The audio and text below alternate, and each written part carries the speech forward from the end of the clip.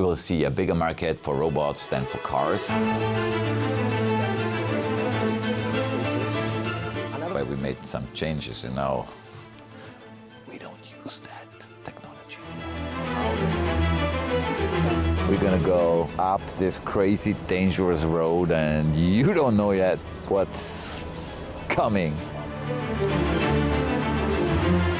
It seems obvious. Hi guys, today we got a tough program. I started the day with the guys from Vuture Tech. Okay. So what is Vuture Tech? Vuture Tech is a collective of companies collaborating at the topics or with the topics of AI and physical AI, robotics. 10 of the best companies in our industry or in Vorarlberg here locally work together and share their knowledge, experience, ambition in AI and robotics. This is Martina and Benedict, and they probably can give you a short input what you could expect if you would be part of Vuture Tech, which, by the way, is not easy. Hi, I'm Martina. I'm the strategy and community lead of Vuture Tech. Yeah, I'm Benedict, operative project lead. And yeah, we just started Vuture Tech with the companies in February, so 2 months ago. And at the moment, we're meeting in robotics and AI circles to identify synergies and use cases that we can implement together. Yeah, that's the most important. We're not just talking, like we really want to get into action and do things together.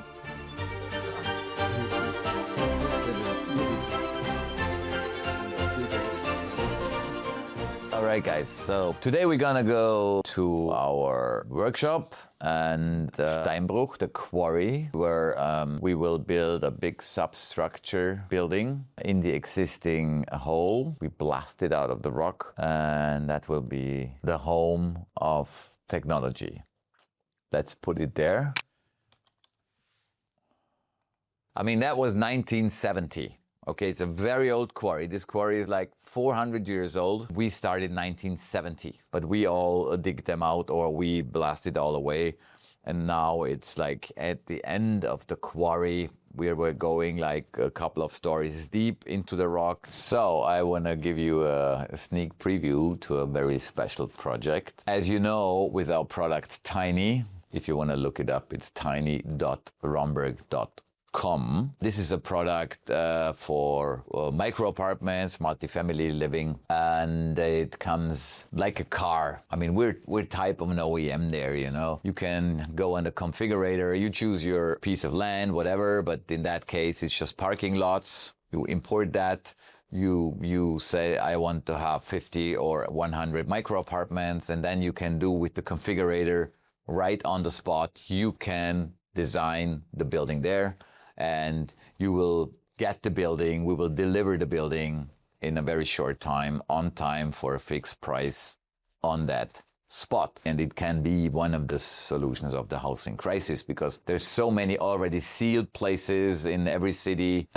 So you can build it on every parking lot and you still can park under it. So have a look here. That's how it looks like. Normally, the whole process is totally fragmented. Okay, you have a design, you have a detailed design, you have an MEP designer who puts in different stuff in it. And here you get one, like a car. You want a functioning, perfectly designed, reliable, cash-generating asset as an investor, which comes on time and runs itself, which means your operational costs are much lower. The resources, time and money you have to put in until the building arrives. I mean, you have to check the site. You have like all that. You don't have to do that. You just order, and when it's here, you check it and you open it up and start renting it out. And third and most important, with that building operating system, you can give your tenants, the people who live in there, additional services. This is new because in the past, artificial intelligence was just on the screen, and now AI is moving to the physical world. And that means buildings, that means a collection of buildings, that means a whole area where buildings interact with each other. And what we do is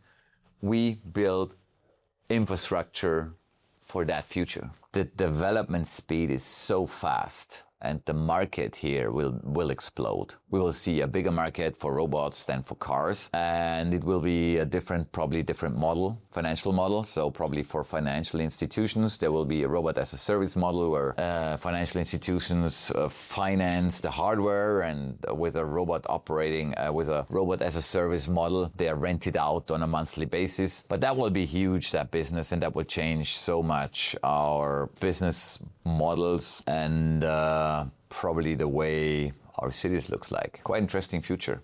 Love it.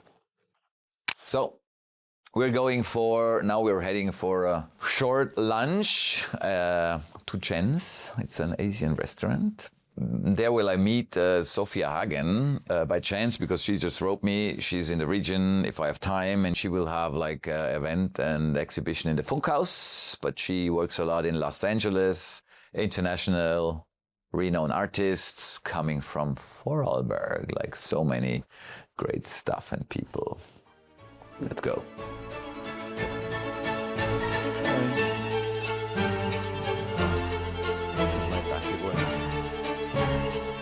We have my off-road device with us because we will go to the quarry, and then probably I will show you up 180 meters up. Let me show you something.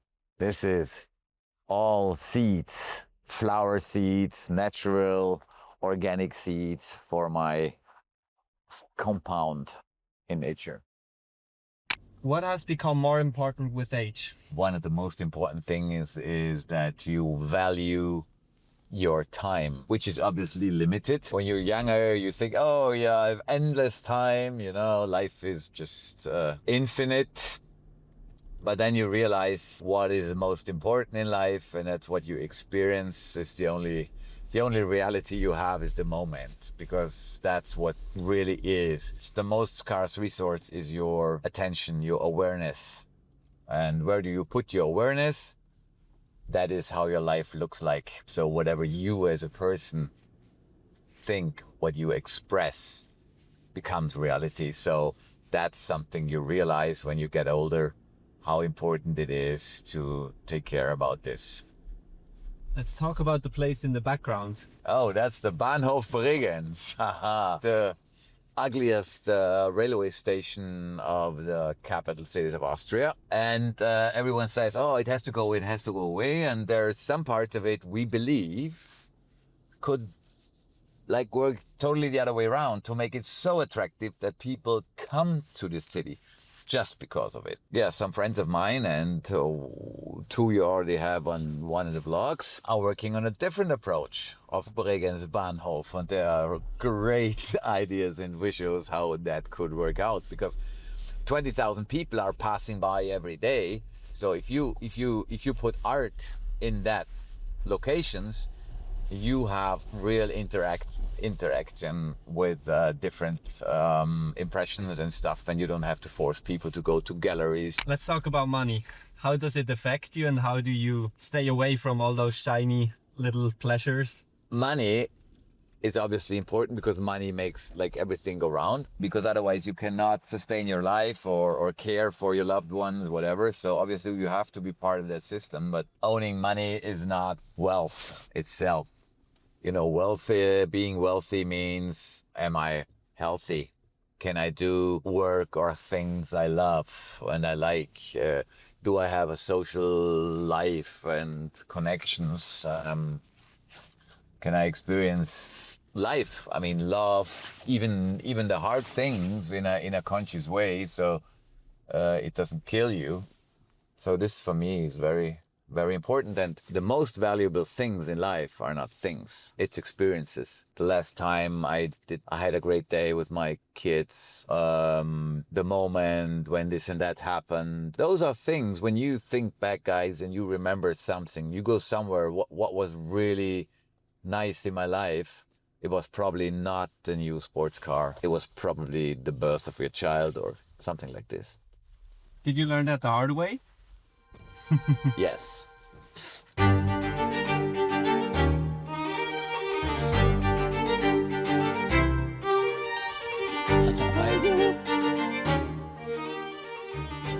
We're now at lunchtime with surprise guest for lunch. Spontaneous lunch. Yes, spontaneous lunch, Sofia Hagen. What is it? What you are doing? Yeah, so where shall we begin? I'm actually from Vorarlberg originally, but studied architecture in Vienna with Zaha Hadid. And that's how I also came to London, like a long time ago. I won't say the number. But worked my way through various big and small architecture firms like Zaha, Heatherwick, etc. And then at some point, kind of spontaneously decided, end of 2019, to just cut it all and do my own thing, because no one really, like, if you want to really make your vision happen, you have to do it yourself and not for someone else, right? Because they'll always have another vision. Yeah, and then, basically COVID happened when I kicked off. And that's how I got into digital fabrication, because my background is like very much, thanks to Zaha, like complex 3D modeling, parametric design, those kind of things. And I was always interested in more sustainable approach to design, and this is also why I left and went off on my own, because I figured I love beautiful objects and buildings, but the world doesn't really need much more of that if there's no more purpose behind it. I found like exactly my niche that works for me with I'm working with robotic fabricators all over the world. The first software engineers I paired up with, they also do prototyping for NASA, Formula One, Boeing, etc. And also the material side of things, like I work with very new suppliers, like from installations, products, change the scale. I'm not really interested in doing buildings at the moment. And your meditation furniture. That's the newest, yeah, because it went from like what's good for the planet with sustainable biomaterials, organic materials, that's already good for the human as well, because obviously the planet will be happier, so will we. And also the materials you surround yourself with and that you touch are really important for your well-being. And then the next point was the meditation furniture. That's really fully human-centric, also in its function. So you really create spaces, not just the furniture, the part, Yeah. piece, but even the whole space and with the sound and music. So Yes. it's the whole... It's the whole space thing you create. Yeah, because I don't think it should be just about the object. For people to experience it and actually value design and art, they need to get the whole picture. The main course showing up right now. So I'm from Vorarlberg, which is, how I obviously knew about Hubert. And, I might be like, oh, London, LA, la-di-da. But a few years ago, I started working also back home, let's say, with exhibitions at the Vorarlberg Architektur Institute, a big light art installation in Feldkirch for the Lichtstadt Festival. And we basically met throughout these events originally, because I started really working within the scene here with local suppliers, artists, and institutions. And originally we met here. And then the reason we got invited to the Funkhaus by you was because we did an event in San Francisco. So we did go to the other side of the world again, which is similar to what we're reproducing at Funkhaus. And Hubert was like, I want this. Yes. Like, cool.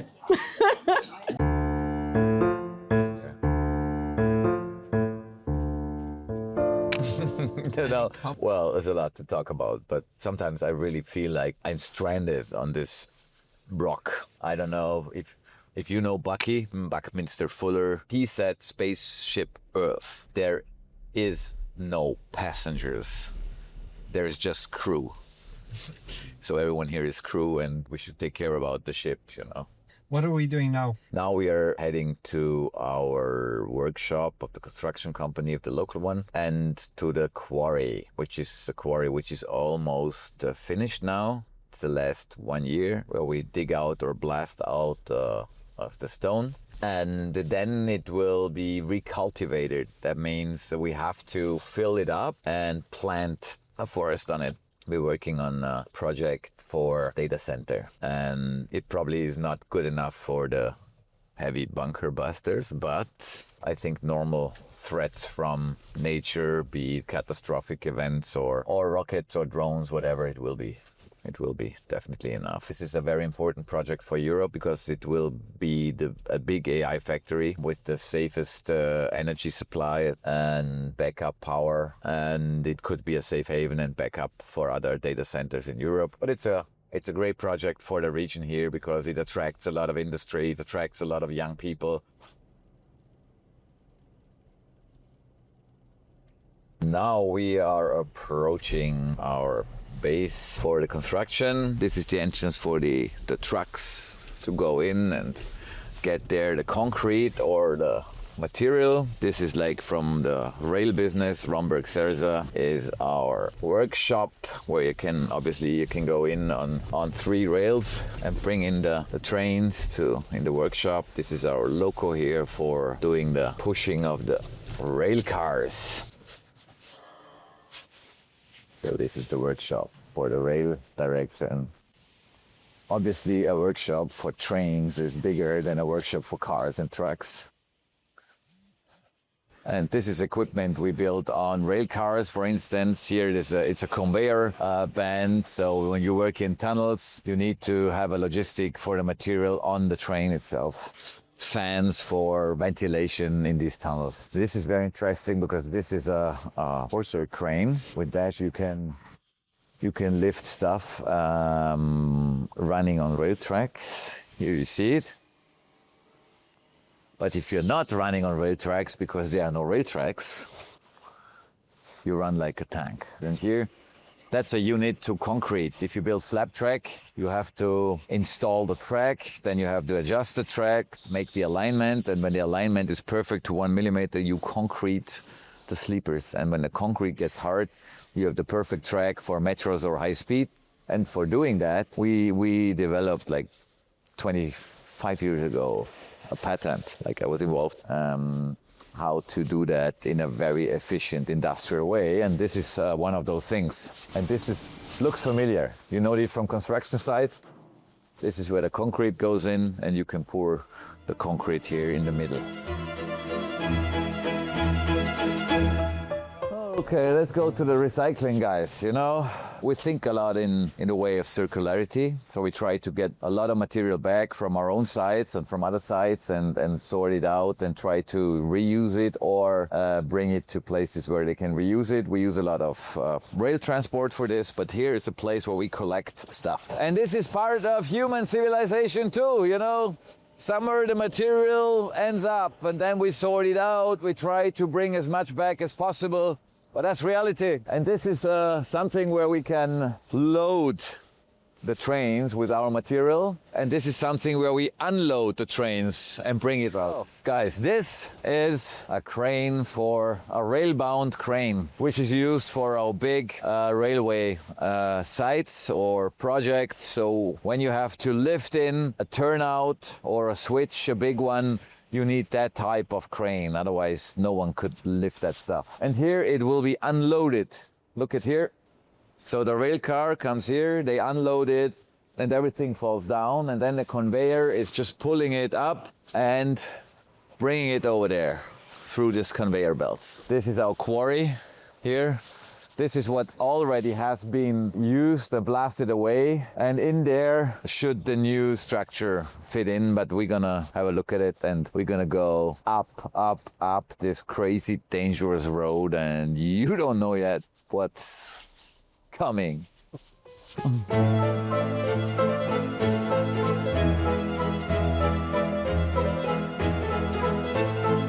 You're on camera. This is something with what you load and unload. After that, we will see the biggest washing machine of Western Austria. So now we're going up, all the way up there, the mountain, the most dangerous road in the country, probably. This is the place when in the earlier days, 30 years ago, we were driving our private rallies here. And everyone brought a very, very old car and we made a track around the whole thing. And from here, we're gonna go up there. So probably we get ready.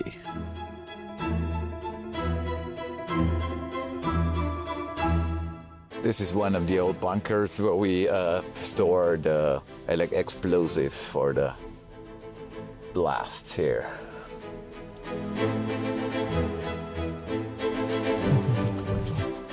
So from here we can have a look down to the abyss.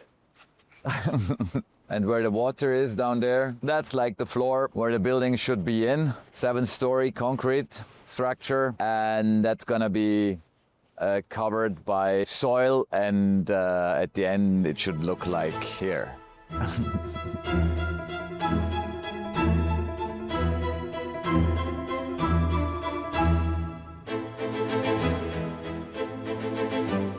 Okay, so let me show you something. Looking down there, that's the base of the excavation, which will be filled up then. The blue thing there is the biggest washing machine here, I was telling. And on the left, you see the loader. It's taking like stuff which was just excavating from sites in the whole region. And they throw it, this type of dirt, into the machine. And this machine is like preparing it, washing it. And at the end is like perfect stone material we use then for the concrete plant.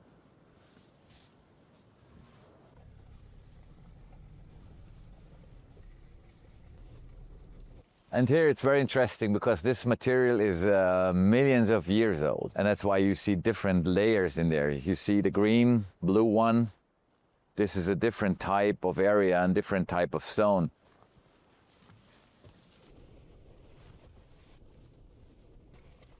And this is the tower here, where the material which comes with the train, they unload the train in a bunker, and the bunker with an excavator is bringing it to this distribution. And here you see the outcome of, this is the big washing machine.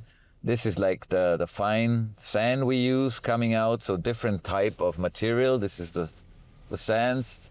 This sand is a little bit rougher, and now we see, it's incredible, but this is the material. All right, what's next? Now we are getting a key for a special workshop where one of my private cars is in service because I bought a very special old timer. We are having a look at our secret mobility fleet, the post-apocalyptic gadgets.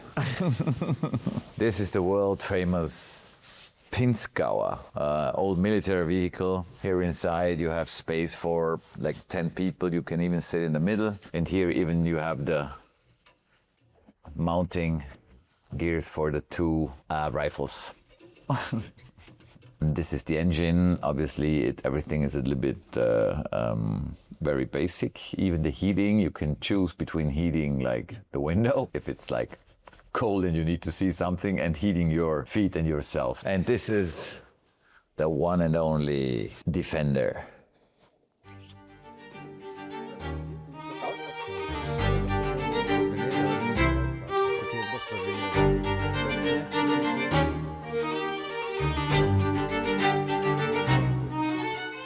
Okay, this piece was handed over to my father in 2002, 24 years ago almost, when I took over the leadership of the group. He's in a call. This is Manuel.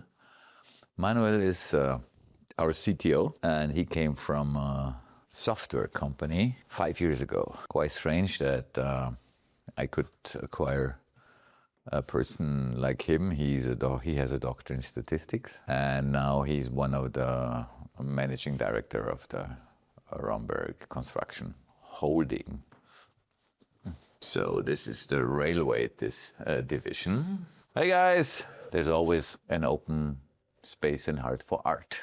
All right, this looks dangerous, okay? Hey guys, we need somebody to explain us products. So, products. We want to talk about products. Yes. One of those I have here in my hand, which is a slab track system with the Lego principle, because it's a modular system. And as you know, we can actually build it really fast. We can automate it.